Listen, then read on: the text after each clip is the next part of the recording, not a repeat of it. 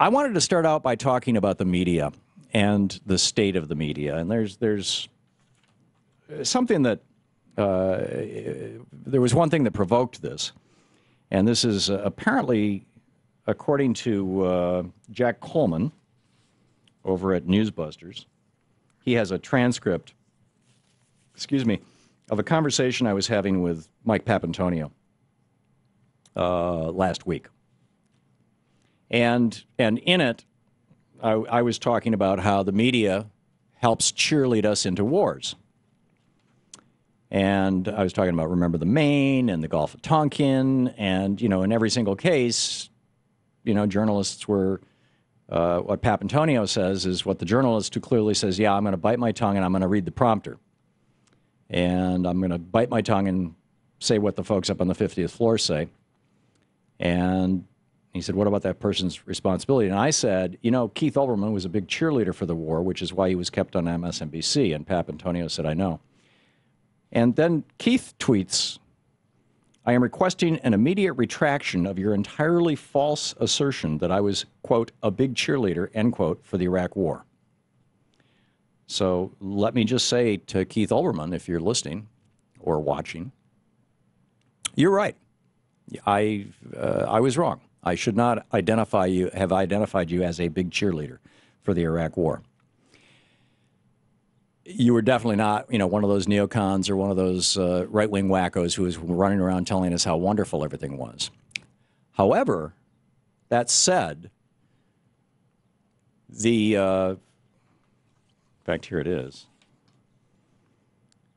MSNBC also brought the American flag back on the screen and regularly ran a tribute called America's Braves, which showed photographs sent by family members of troops deployed in Iraq. MSNBC fired liberal Phil Donahue, a critic of Bush's Iraq policy, a month before the invasion began, and replaced his show with Iraq war coverage hosted by Keith Oldermann. Donahue's show, by the way, was pulling 446,000 viewers. MSNBC has not had numbers like that in years, to the best of my knowledge, although Keith was pulling really good numbers. But, you know, I think that Keith was just doing straight reporting back then. The point, well, first of all, I was apparently misinformed because, or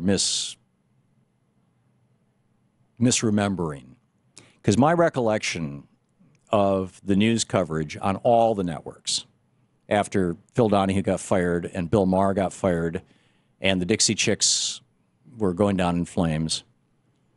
And we had just started this radio show, and we were syndicated by the IE America Radio Network out of Detroit. It was owned by the UAW.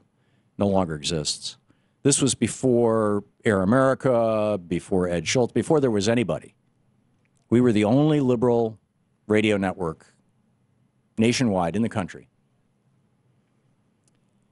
And Randy Rhodes was doing her show locally out of West Palm Beach. And there were a few other progressive hosts around the country, but basically we were it.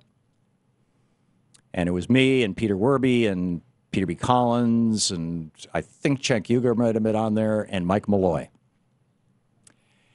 And I remember one of our hosts, and we were raising questions about the war, and openly, I was openly opposed to the war. Paul Loeb and I had been to a few anti-war demonstrations. Mark Crispin Miller and I spoke at one in a church in New York City that was, you know, people hanging from the rafters, absolutely raising hell about that. That's still floating around on YouTube. And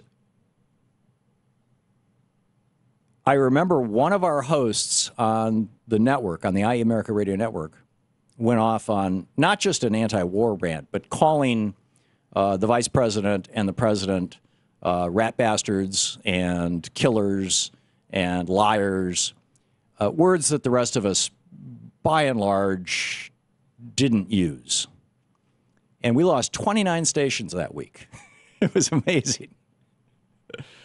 So basically, back in 2003, as you know, the invasion of Iraq was going on, even the liberal media, and I was part of it, was, you know, framing our opposition, as most of us, some of us, in polite terms, but clearly being opposed. So, Keith, I don't have any footage of, NBC doesn't post archives the way YouTube does, so I can't go back and look at your coverage from 2003. But my recollection was not of your show, but of MSNBC, CNN, Fox, and the big three networks all in general. Basically, people were reporting as news things that were simply Pentagon and administration talking points. And this, I think, raises the much larger issue, which is that up until 1978, stations, because of the fairness doctrine, stations had a requirement to renew their TV or radio licenses. They had a requirement that they air programming in the public interest, and that was considered news, absolutely unbiased news, unaffected by advertisers.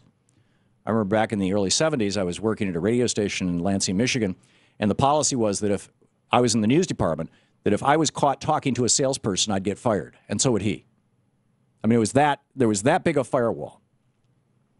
And Reagan stopped enforcing that in 78, and then Clinton signed the Telecommunications Act of 1996. And within a year, the big networks had moved their news divisions into their entertainment divisions and moved them from money-losing operations into money-making operations. So by 2003, when we went into war, the question wasn't what is the truth, what is the news? The question was, how do we get the most eyeballs and make the most advertising revenue? This is the Thom Hartmann Program. And this is something that has nothing to do with Keith Oldermann. It's a commentary on the state of our media, which to this day puts infotainment above news.